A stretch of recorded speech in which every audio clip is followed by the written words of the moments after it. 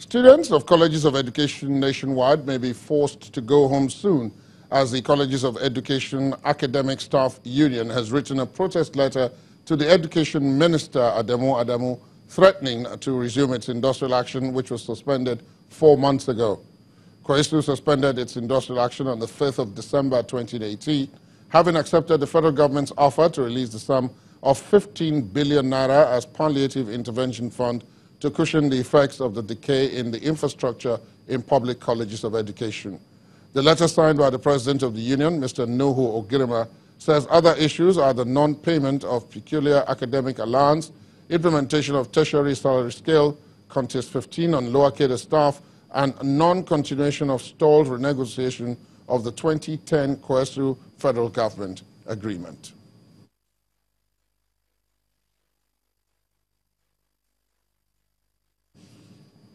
The National Agricultural Seed Council, International Institute of Tropical Agriculture, IITA, and other development partners gathered in Ibadan, the Oyo State capital, to improve on the value chain of cassava. The project director for building an economically sustainable integrated seed system for cassava, Dr. Hemant Nitorka, explains that the program will impact hugely on safe and profitable cassava propagation for Nigerian farmers and across Africa. Cassava is a perennial woody shrub with an edible root. It grows in tropical and subtropical areas of the world. It is rich in carbohydrates, calcium, vitamins B and C, and essential minerals. In sub-Saharan Africa, cassava is mainly a subsistence crop, which accounts for an estimated 37% of dietary energy grown for food by small-scale farmers. The relevance of cassava for both food and other sundry uses underscores the importance of this gathering by the IITA, the National Agricultural Seed Council, and other developing partners who are here to assess the improvement of the seed value chain, with focus on building an economically sustainable integrated seed system for cassava known as the BASICS project. The project director for BASICS at the IITA Ibadan speaks on the significance of the initiative. There are a lot of new varieties that are coming out of IITA and NRCRI research.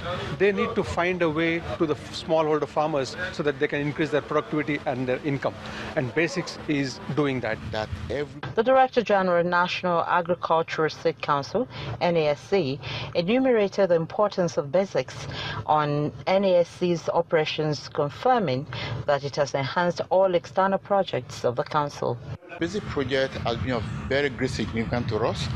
It has enabled us to put together what we call a cassava seed tracker, which actually look at all the issues on the value chain, and it's a platform that everybody will interact and be able to see what is actually happening.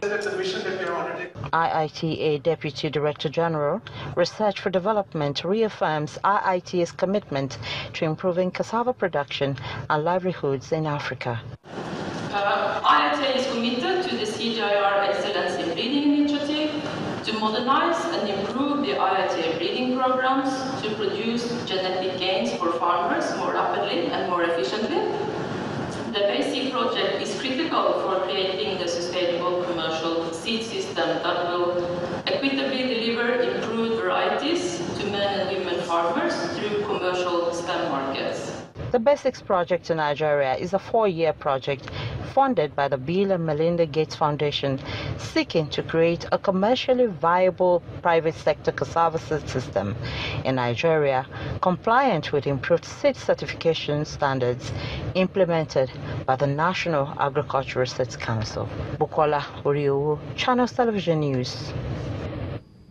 Trainees for the National Industrial Skills Development Program of the Industrial Training Fund have graduated and received starter packs to help them in their chosen vocations. The Director General and Chief Executive of the Industrial Training Fund says 90% of graduates do well after being given the starter packs. If we now go back to identify the graduates of last year, I'm sure most of them are not in the business for which they were trained. Most of them have gone out looking for white-collar jobs.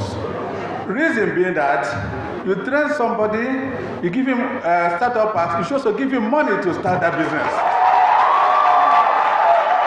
The applause is expected. The senator doesn't stop there.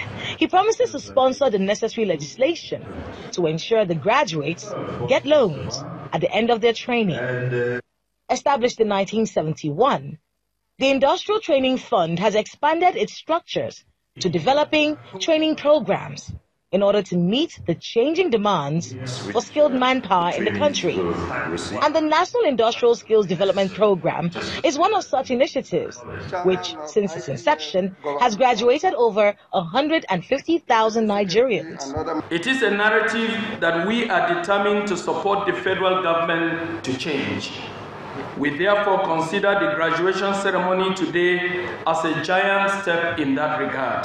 The training received by these graduates not only focuses on the skills acquisition, but also teaches the graduates how to grow their business. While delivering the speech of the Vice President at the event, the Secretary to the Government of the Federation urges the graduates to use the skills they've acquired to entrench themselves in the marketplace. Your degree certificates just gives you an added advantage and prepares you for the challenges of the future. But the skills that you acquire and have is what would entrench you in the marketplace of today. Nigeria has the 7th largest population in the world, with 42.54% of its approximately 196 million people between the ages of 0 and 14. Keeping these young people gainfully employed is a matter of urgency. And time for the business news of the day. Here is Kayode Okikiolu.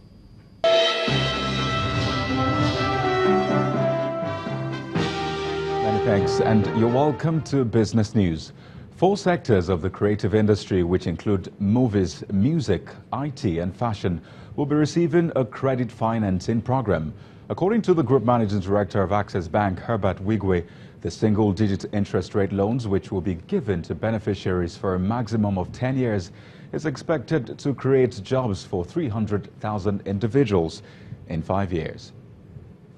Decided to do is to take it to the next level, which is basically to revisit the entire value chain of each of these verticals. So right from the production facilities all the way to the last mile in terms of capacity building and making sure that whatever is produced along each of the verticals is such that it is of world-class standard. So today at the Bankers Committee, we got the final nod to take it to the next level, which is simply to do a final presentation and share with the markets how it's going to happen. So I would imagine that sometime next week there will be some advertorials out in the market for people or eligible people who want to participate in each of the verticals. I'm talking of people who want to be beneficiaries of the facilities which will be given. Now, the specific amounts will depend on which of the strata you basically fall into and basically what you're doing. But the loans are for a maximum of 10 years. They are single-digit interest rate loans, and of course they are reflective of the fact that in this specific industry what you require is long-term financing, single-digit funding, and of course while we may ask for collateral, but it will be very, very flexible. I think it's a big initiative because it will do a couple of things to our country.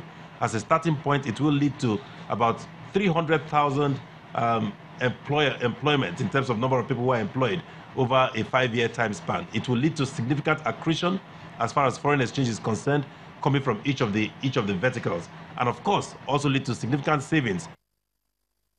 Let's now bring you news from the Nigerian Stock Exchange, where the negative sentiment seen at the beginning of the week were reversed at the close of trade today. Edidiong Iwang has a summary of Friday's trading activities.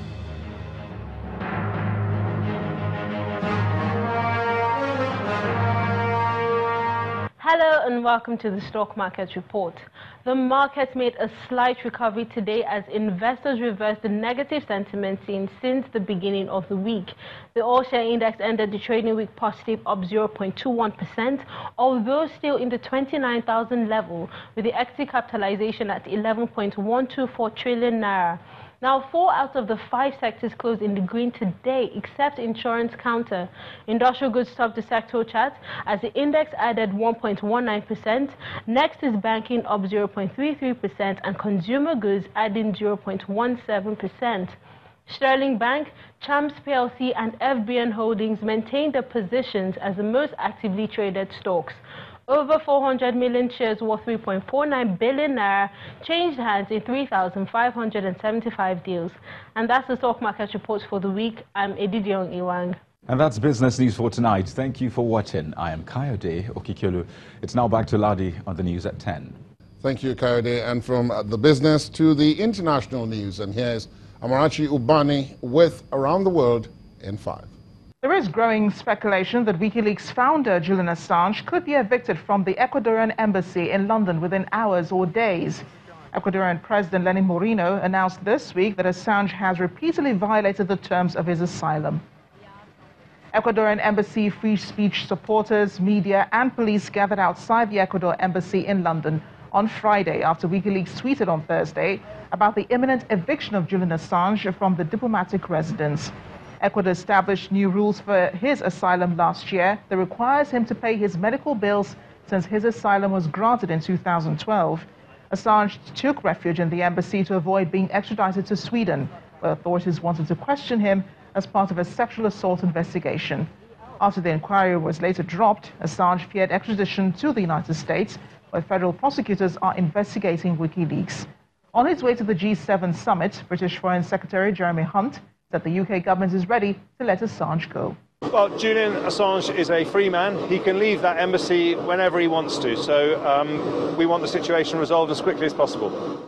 In New Zealand, the man accused of killing 50 people in the attacks on 2 mosques in Christchurch last month has appeared in court for the first time. The Australian suspect, 28-year-old Brenton Tarrant, who faces 50 murder charges and 39 attempted murder charges, has been moved to New Zealand's only maximum security prison in Auckland. The High Court judge ordered Tarrant to undergo a mental health assessment to determine whether he was fit to stand trial. Family members of the victims, along with some of the survivors from the shootings, were also in attendance at the hearing. We don't want to kill him. We want him to suffer here. We want him to be punished, you know, a punishment for a crime of killing 50 people and injuring how many. He's not a victim, or he is the man doing all of this. He should get what he deserves, you know. And finally, China dresses in shades of purple, white and red to welcome in the spring season. With winter a distant memory, thousands of tourists headed to warmer parts of China to enjoy the gifts of spring. One of the hottest spots is the Shibazakura Flower Park in the Jurong city of East China, where a purple sea of colorful flowers leaves locals and foreigners in awe. The 20-hectare park has over 4.8 million blossoms, definitely a must-see spectacle of nature.